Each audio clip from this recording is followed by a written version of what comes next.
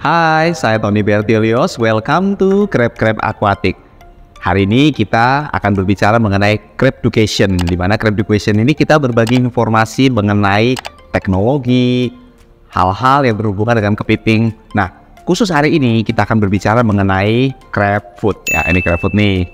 Pasti teman-teman sebagian mungkin sudah pernah tahu dengan crab food yang kita produksi dari Crab Aquatic, atau juga mungkin beberapa teman mungkin sudah menggunakan pakan-pakan alami. Jadi sebelum kita ngomong crab food, kita harus ngomong dulu apa sih kepiting itu. Kepiting itu sebenarnya ada binatang Crustacea atau binatang yang hidupnya nokturnal, jadi dia hidupnya malam. Nah, kepiting karena ada binatang Crustacea, sama halnya kayak udang, dia punya pola makan adalah carnivore, jadi dia ada makan daging-dagingan. Nah, kepiting itu bisa memakan segalanya, jadi baik makanan seger maupun bangkai-bangkai itu dia makan. Jadi kalau di alam itu misalnya ada binatang mati yang tenggelam di dasar, itu dimakan sama kepiting atau udang ya. Karena Crustacea itu ada pemakan bangkai atau pembersih. Jadi dia sebagai kayak pembersih. Jadi pembersih di dasar dari ekosistem. Jadi kalau ada kepiting, ada udang, ekosistem itu akan jadi lebih bersih karena pembusukan dari hewan-hewan air yang mati itu akan diurai sama binatang-binatang Crustacea,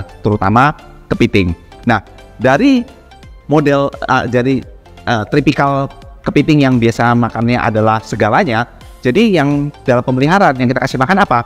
Biasanya kita bisa menggunakan ikan, kerang, udang-udangan, atau mungkin juga jeroan-jeroan dari sisa-sisa pasar ya, kayak ati, ampela, usus, itu semua bisa dipakai.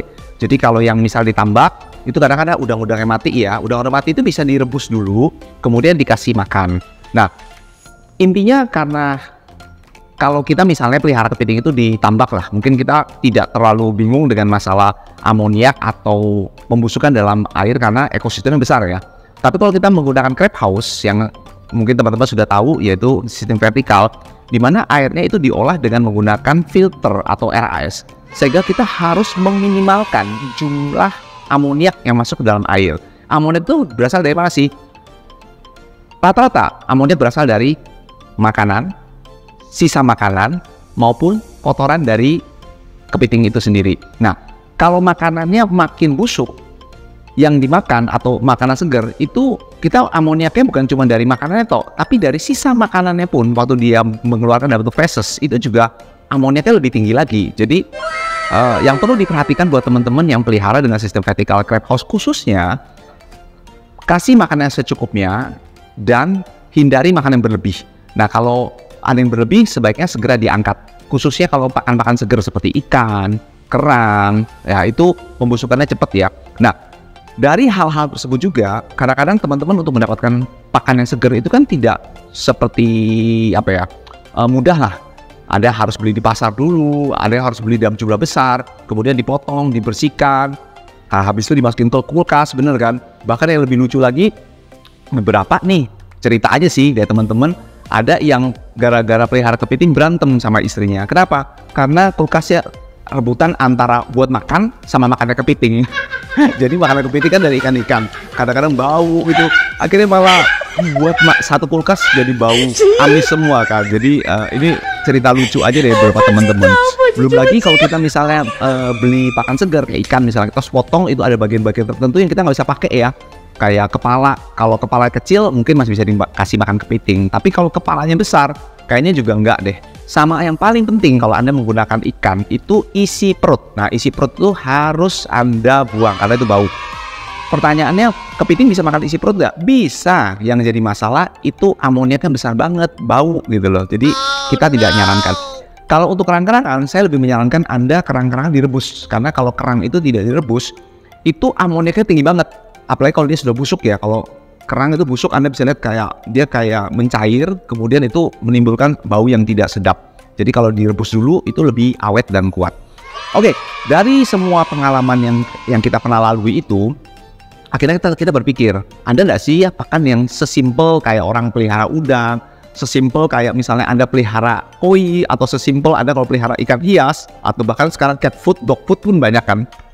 Kita akhirnya berinovasi dengan membuat namanya crab food. Nah, crab food ini kita buat dalam bentuk kering. Kenapa? Supaya kalau Anda misalnya pesen mau kita kirim yang tepatnya jauh dari Surabaya, itu tidak mengalami pembusukan di jalan. Kalau ini misalnya saya ngomong dalam bentuk ikan nih, saya harus kirim dalam bentuk yang beku, bahkan harus frozen kan. Soalnya kalau nggak frozen, nyampe sih memang nggak apa-apa busuk. Yang jadi masalah baunya itu yang sangat mengganggu kita, karena kalau ikan sudah busuk itu baunya luar biasa sekali.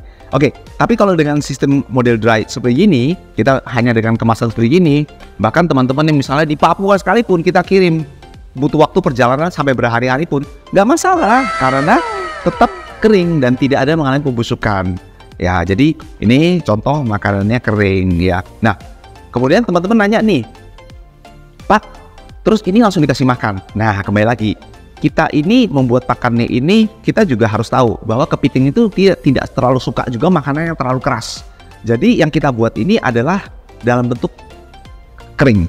Nah, waktu mau digunakan itu direbus dulu. Berapa lama rebusnya kan? Rebusnya antara 5-10 menit ya, tergantung besar kecilnya api juga sih ya. Jadi kalau Anda rebus sebaiknya gunakan air yang cukup banyak ya. Jadi jangan airnya terlalu dikit juga, karena air yang digunakan itu akan diresep sama ini. Jadi ini nanti akan mengembang lebih besar lagi dari ukuran yang ada segini ya. Jadi menggunakan air yang cukup banyak. Nah, saran saya sih buat teman-teman yang misalnya ada satu pak ini, itu kalau ngerebusnya, rebus mungkin separuh bungkus kalian. Kenapa? Jadi sekali nyala kompor, Anda rebus sekalian banyak. Nah, kan tidak semua dimakan habis. Nggak apa-apa. Yang tidak habis, ini contoh nih yang sudah kita rebus ya. Nanti ada videonya yang nanti teman-teman bisa lihat sendiri. Ini kalau sudah direbus seperti kayak gini, ini kalau belum direbus ya. Nah, seperti gini. Jadi ini masih kering banget. Ini sudah direbus jadi kayak kenyal. Nah, kenyal gini ya. Nah, kalau sudah direbus itu Anda tinggal simpan di kulkas saja. Jadi kalau Anda mau pakai, Anda tinggal ambil, nggak usah di freezer. Jadi cukup di refrigeratornya aja. Jadi cuma didinginkan aja. Jadi cukup rebus sekaligus. Nanti tinggal kasih seperlunya kepiting itu mau makan.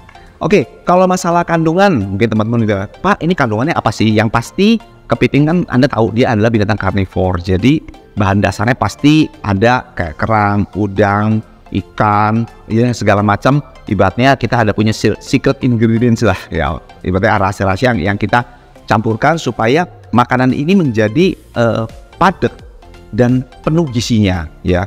Kenapa saya bisa ngomong gitu? Jadi gini, kalau mungkin teman-teman juga tahu, berapa banyak yang perlu dikasih makan kepiting dalam satu hari? Umumnya kepiting makan makanan yang bentuk fresh itu antara 15-10% sehari, ya. Kalau kita menggunakan crab food, itu kita hanya butuh 5-10% aja. Jadi 5% aja udah cukup gitu loh. Kenapa? Karena dia sudah ekstrak. Jadi sudah padat isinya. Ibaratnya kalau kita ngomong dalam satu biji ini isinya sudah bisa dimakan semua. Tapi kalau misalnya Anda contoh kerang nih, Anda beli 1 kilo kerang kan kulitnya nggak bisa dimakan. Anda beli ikan nih, pasti ada tulangnya, ada kepalanya yang mungkin nggak bisa, atau isi perutnya Anda harus buang juga. Tapi kalau ini kan semua bisa dimakan. Dan yang keunggulan dari ini, karena dia sudah ibaratnya sudah dilakukan namanya pengolahan, ya, sehingga waktu taruh di air dia tidak menimbulkan amoniak. Nah, ini yang paling penting dan paling membedakan kalau kita menggunakan pakan fresh ya. Jadi kalau ini dia amoniaknya rendah, sehingga kalau kita misalnya taruh nih di dalam air dalam waktu ngomong sampai 6 jam ke depan, itu amoniaknya tetap rendah. Dan kalau tidak habis dimakan, biasanya kita bisa ambil, kita bisa pindahkan kepada kepiting yang makannya lahap, ya. Dan kepiting yang mungkin belum mau makan tuh kita kasih yang baru lagi. Nah, mungkin kalau kita tahu di alam itu kepiting itu kan banyak jenisnya. Saya hari ini tidak ngomong masalah jenis kepiting ya. Yang saya mau ngomong adalah gini. Ada kepiting yang mungkin ditangkap di tempat yang berbeda-beda. Dan di tempat yang berbeda-beda itu mungkin pola makannya mereka juga bisa jadi berbeda-beda loh. Contoh mungkin ada di daerah tertentu, di daerah utara nih misalnya, kepitingnya itu banyak, di sana ikan berlimpah, jadi dia banyak makan ikan. Sedangkan di daerah selatan nih, di sana banyak kerang-kerangan, sehingga dia banyak makan kerang-kerangan. Di bagian barat dia banyak makan serangga misalnya, atau kemudian bagian timur nih, dekat pasar nih banyak jeroan-jeroan binatang yang dibuang terus dia makan. Nah, waktu ditangkap kita kan tidak pernah tahu kepiting itu sebelumnya makannya apa, kebiasaannya makannya apa, kita tidak pernah tahu. Yang kita mau adalah kepiting itu gimana biar makannya lahap. Kalau makannya lahap berarti kita berharap kepiting kita akan cepat besar dan cepat gemuk, betul ya teman-teman. Nah, dalam kandungan crab food yang kita buat ini, di dalam ini kita sudah mewakili segala jenis makanan yang umum dia dapatkan di alam. Sehingga contoh nih, kepiting yang biasanya makannya ikan, begitu dia cium baunya nih, ada baunya ikan, dia mau makan. Kalau kepiting yang biasa makan kerang, dia coba ada baunya kerang, dia juga mau makan. Jadi dengan crab food ini kita membantu supaya kepiting bisa beradaptasi dengan cepat, bisa menerima makanan dengan cepat ya. Kalau orang tanya kemudian, Pak, bagusan makan alami atau makan buatan gini, gitu kan? Itu tergantung dari di tempat Anda. Contoh, kalau tempat Anda itu pakan alaminya berlimpah ruah, mungkin ini bukan jadi pilihan buat Anda karena sana pasti banyak dan murah ya. Karena kalau Anda beli crab food pasti ada nilai cost operasionalnya kan. Tapi kalau misalnya tempat Anda itu mau cari ikan pun susah, kayaknya pakan crab food ini akan menjadi pilihan yang mudah dan murah buat Anda, ya kan. Jadi ini mahal murah itu relatif, tapi Anda bisa cek nanti. Kalau Anda ingin beli di Tokopedia, kita juga ada, ketik aja crab food nanti akan keluar. Atau mungkin Anda bisa cek juga sama mungkin teman-teman atau rekan-rekan kita yang mungkin perwakilan dari crab aquatic yang mungkin punya crab food seperti gini ya. Oke, ini jadi penampilannya kalau sudah direbus ya. Nanti Anda juga ada cuplikan beberapa video-video kepitingnya makan ini, luar biasa lahapnya. Karena kalau Anda cium baunya aja ya penuh sensasi amisnya sehingga kepiting akan suka banget dengan makanan ini. Jadi harapan kita juga terus develop juga. Mungkin kalau ngomong makanan ini di ngomong sempurna mungkin belum, karena ini adalah cikal bakal dari makanan kepiting yang saat ini berada di pasaran. Karena hampir sekarang saya belum menemukan ada orang yang produksi crab food ya, karena crab food ini belum umum. Padahal kalau kita mencari misalnya contoh makanan udang, banyak sekali. Makanan koi banyak sekali, mau makanan kucing, makanan anjing pun banyak pilihannya. Tapi kalau Anda cari makanan kepiting atau crab food, mungkin yang Anda temuin crab food yang kita produksi aja gitu loh ya. Kita berharap sih nanti ada juga yang riset juga mengembangkan. Kenapa? Karena kita berharap industri kepiting di Indonesia bisa maju dengan banyaknya industri pakan ya kan, juga ada hatchery. Nah ini juga topik-topik yang kayaknya seru ya untuk kita bahas ya. Nanti kita akan bikin satu topik lagi, mungkin kita akan bicara mengenai hatchery, kita akan berbicara mengenai banyak hal. Jadi di Crab Education ini Anda akan dapatkan banyak sekali informasi yang berharga. Makanya jangan lupa di subscribe ya, karena kalau dengan ada subscribe akan membantu kami untuk terus mencari informasi dan berbagi hal-hal yang berguna untuk kemajuan industri Anda. Oke, mungkin ini yang saya sampaikan mengenai crab food ya, dan hal-hal yang dibutuhkan atau dimakan kepiting. Oh ya, saya lupa ingatkan, kepiting itu adalah hewan karnivor ya, sehingga dia butuh pakan yang tingkat proteinnya itu di atas 40%. Jadi dia butuh proteinnya tinggi. Dia tidak butuh karbohidrat. Dia butuh dua pakan yang penting dalam kandungan kepiting adalah kalsium dan protein, karena dia butuh untuk pembentukan cangkang dan lain-lainnya. Itu nanti kita bisa bahas lagi di mengenai perkembangan pertumbuhan kepiting, gimana bikin kepiting soka. Waduh, banyak sekali. Jadi seru banget sih. Nanti di channel ini kita akan membahas banyak hal ya. Oke, kembali lagi jangan lupa juga dibantu follow Instagram saya di Crab Aquatic, TikTok saya juga di Tony Bertiolus 77.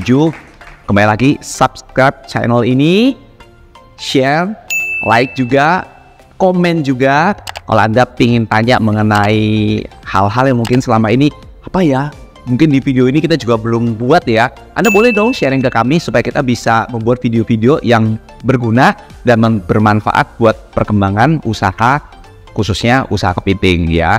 Dan kalau Anda merasa video ini bermanfaat, bantu share juga supaya banyak orang mendapat informasi yang benar dan baik. Oke, mungkin sampai sini yang saya bisa sharingkan mengenai crab food. Anda cari tahu crab food yang baik, pilih cari pakan yang pasti Anda harus pilih adalah murah dan mudah.